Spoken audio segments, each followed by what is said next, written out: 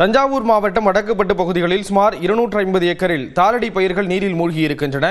இது தொடர்பான கூடுதல் தகவல்களோடு இணைகிறார் செய்தியாளர் குருநாதன்.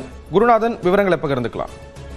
ஸ்ரீராம், தஞ்சை மாவட்டத்தில் கடந்த 2 நாட்களாக பல்வேறு பகுதிகளில் இடைவிடாமல் கனமழை பெய்தது. நேற்று காலை முதல் மழை குறைந்திருந்த போதும் பல்வேறு பகுதிகளில் மழை காரணமாக விளைநிலங்களில் தேங்கியுள்ள மழைநீர் இன்னும் வடியாததால் விளைநிலங்கள் ஏரிகள் போல் காட்சியளிக்கிறது.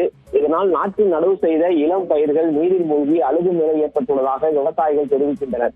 இதேபோல் தஞ்சாவூர் மாவட்டம் வடக்குப்பட்டு கிராமத்தில் சுமார் 100கணக்கான ஏக்கரில் சாகுபடி செய்யப்பட்டுள்ள சம்பா சாலடி பயிர்கள் நீரில் மூழ்கியுள்ளது. நாட்டில் நடவு செய்து 1 மாதமே ஆன பயிர்கள் அனைத்தும் மழை நீரில் தொடர்ந்து மூழ்கி இருப்பதால் பயிர்கள் அழுகும் நிலை ஏற்பட்டுள்ளதாக விவசாயிகள் தெரிவிக்கின்றனர். இப்பகுதியில் உள்ள வடிகால் வாய்க்காலை முறையாக தூர்வாராத காரணமே இந்த பாதிப்புக்கு காரணம் என விவசாயிகள் குற்றம் சாட்டுகின்றனர்.